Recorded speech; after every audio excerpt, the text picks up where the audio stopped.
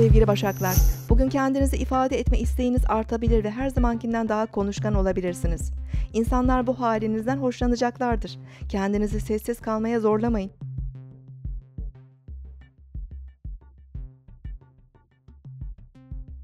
Bugün 20 Ağustos 2015 Perşembe, Jüpiter günündeyiz. Terazi burcundaki Ay sabah 5:57'de boşluğa girecek.